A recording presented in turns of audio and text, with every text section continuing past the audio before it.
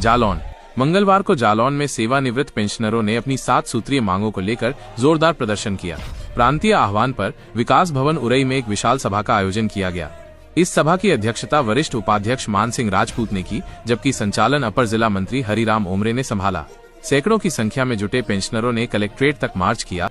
उन्होंने तंज कसते हुए कहा कि आयोग की सिफारिशें लागू होने में अब मात्र 5 महीने बचे हैं और सरकार जानबूझकर इसमें देरी कर रही है। पेंशनरों की अन्य प्रमुख मांगों में पेंशन राहत का शासनादेश कर्मचारियों और शिक्षकों के साथ ही जारी करना, महंगाई राहत को महंगाई भत्ते से अलग न करना और पेंशन राशिकरण की कटौती 15 वर्ष की जगह 10 वर्ष करना शामिल था। नेताओं ने कोषाधिकारी जालौन पर कोर्ट के आदेश का उल्लंघन कर पेंशन काटने का आरोप लगाते हुए कड़ी निंदा की। लगभग 2 दर्जन नए सदस्यों ने पेंशनर्स एसोसिएशन की सदस्यता ग्रहण कर संगठन में अपनी आस्था जताई। क्या ज्ञापन दिया है, क्या समस्या है? ये समस्या है, मैं मान सिंह राजपूत, वरिष्ठ उपाध्यक्ष सेवानिवृत्त कर्मचारी पेंशनर एसोसिएशन जनपद जालौन आज की अध्यक्षता की है। मैं हमारा पेंशनर संगठन इसलिए ये ज्ञापन देने आया है। क्या क्या मांगे हैं आपसे? हमारी मांग है जो 8वें वेतन आयोग का गठन।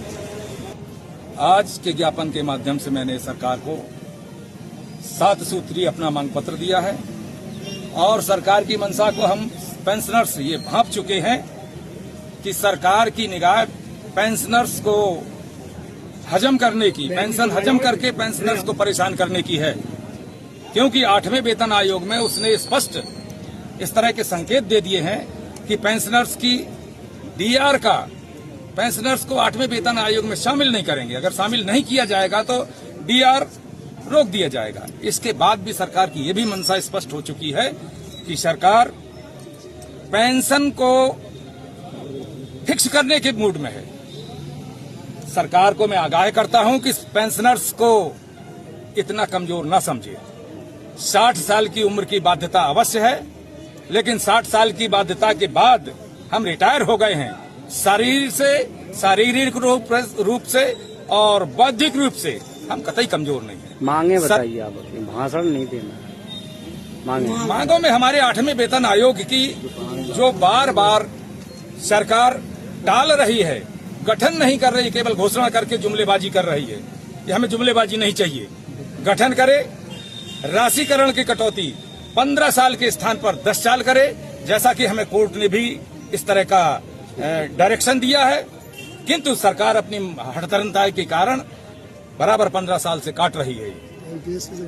एनपीएस और यूपीएस ये बार बार पेंशनरों का नाम न रखे।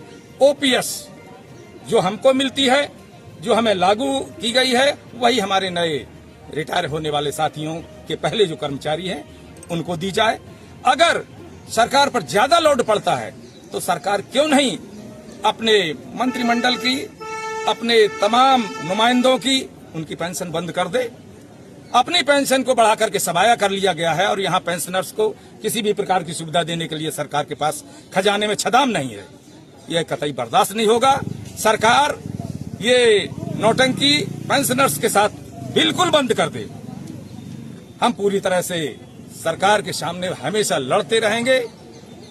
इससे मांगे पूरी नहीं हुई तो क्या करेंगे? मांगे पूरी नहीं होंगी। जो भी हमारा प्रांतीय नेतृत्व